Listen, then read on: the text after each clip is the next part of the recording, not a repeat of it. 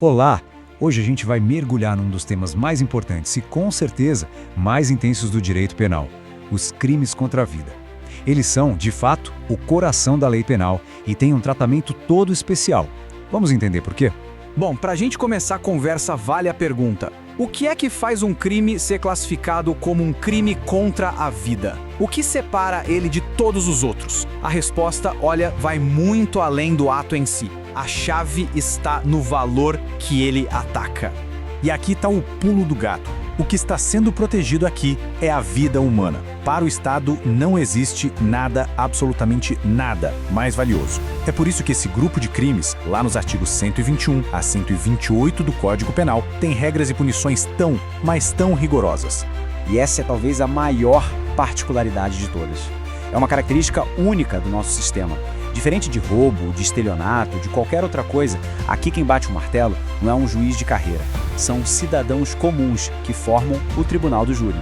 E isso não é uma lei qualquer não, isso vem direto da nossa Constituição. Certo. Então, quais são exatamente esses crimes que recebem toda essa atenção? Eles formam um grupo bem seleto. São só 4 tipos. Vamos dar uma olhada rápida em quem são eles. Então vamos lá. Temos o homicídio, o famoso matar alguém. Depois, o induzimento, instigação ou auxílio ao suicídio, que é quando alguém incentiva ou ajuda outra pessoa a tirar a própria vida. Temos também o infanticídio, um crime muito específico, em que a mãe, sob o impacto do estado puerperal, mata o próprio filho. E por fim, o aborto. Todos esses vão a júri, mas hoje a gente vai focar no homicídio, porque ele é o mais frequente e, sem dúvida, o mais complexo de todos. Agora sim, vamos mergulhar fundo no artigo 121, o homicídio. A lei diz simplesmente matar alguém. Parece simples, né? Mas a verdade é que a lei sabe que nem todo ato de matar é igual. As circunstâncias que rodeiam o crime podem mudar tudo, a gravidade e, claro, o tamanho da pena. Essa imagem ilustra perfeitamente como a pena funciona como uma balança. De um lado, a gente tem as qualificadoras. São fatores que pesam contra o réu e jogam a pena lá pra cima. Do outro lado, temos as causas de diminuição, que a gente chama de privilégios. Elas reconhecem um contexto que atenua o ato e, com isso, reduzem a punição. E o que são essas qualificadoras? Bom, a lei fica bem mais dura quando o motivo é banal, fútil, como uma briga por vaga de garagem, sabe? Ou quando o meio usado é muito cruel, como veneno, fogo ou uma emboscada que não dá chance de defesa para a vítima. E claro, temos o feminicídio, que é o assassinato de uma mulher por ela ser mulher. Nessas situações, a pena base, que seria de 6 a 20 anos, dá um salto gigantesco para 12 a 30 anos. Já do outro lado da balança, temos o privilégio. Aqui a lei entende que, em algumas situações, a ação da pessoa, mesmo sendo um crime, tem uma carga moral ou emocional que justifica uma pena menor. Por exemplo, por um valor social, como livrar uma comunidade de um criminoso perigoso, ou por um valor moral, como um pai que age contra o agressor de um filho. E tem também o caso de agir logo depois de uma provocação injusta da vítima, sob o domínio de uma emoção muito forte. Certo. Para a gente conseguir analisar qualquer um desses crimes, a gente precisa de umas ferramentas conceituais. E a mais importante de todas é entender a intenção de quem cometeu o ato. No direito, a gente divide isso em 2 grandes categorias: o dolo e a culpa. Vamos ver como isso funciona na prática? O dolo direto é o mais fácil de entender. É o famoso eu quis fazer. A pessoa planejou, desejou e executou a ação com um objetivo muito claro em mente: causar a morte. A intenção aqui é direta. Não deixa nenhuma margem para dúvida. Agora, o dolo eventual é um pouco mais sutil. Aqui, a pessoa não tem a morte como seu objetivo principal, mas ela consegue prever que aquilo pode acontecer, que é um resultado possível, e mesmo assim ela decide continuar. É como se ela pensasse: bom, se acontecer, aconteceu. Ela assume o risco. E esse exemplo aqui é perfeito. Imagina alguém dirigindo a 150 km por hora na frente de uma escola. Essa pessoa não saiu de casa pensando: hoje eu vou matar uma criança. Provavelmente não. Mas ao fazer isso, ela sabe que o risco de uma tragédia é enorme. E ao continuar, ela aceita essa consequência. Isso é dolo eventual. E adivinha?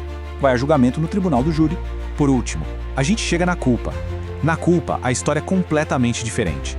Não existe intenção nenhuma, nem mesmo a de assumir o risco. A morte acontece por um descuido, por uma falta de atenção. Seja por imprudência, como correr demais, por negligência, como não fazer a manutenção do carro, ou por imperícia, que é um erro técnico. A pessoa não queria aquele resultado de jeito nenhum. Ok, essa é a teoria. Mas como a gente usa tudo isso na prática?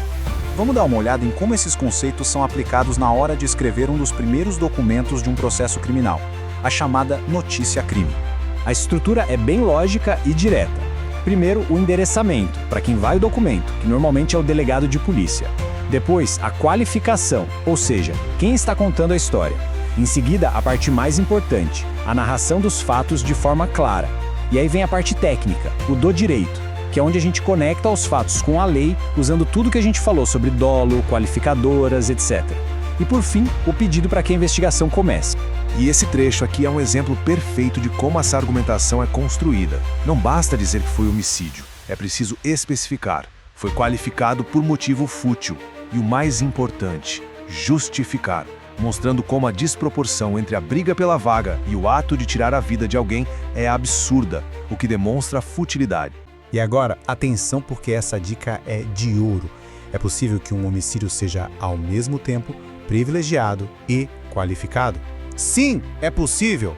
E se o júri reconhecer o privilégio, por exemplo, a motivação de valor moral, o crime, mesmo tendo uma qualificadora, deixa de ser considerado hediondo. E o que isso muda na prática? Muda tudo. O réu passa a ter direito a benefícios na execução da pena, como a progressão de regime mais rápida. É uma nuance da lei que tem um impacto gigantesco. Para a gente fechar, vamos só recapitular os pontos principais sobre os 4 crimes contra a vida.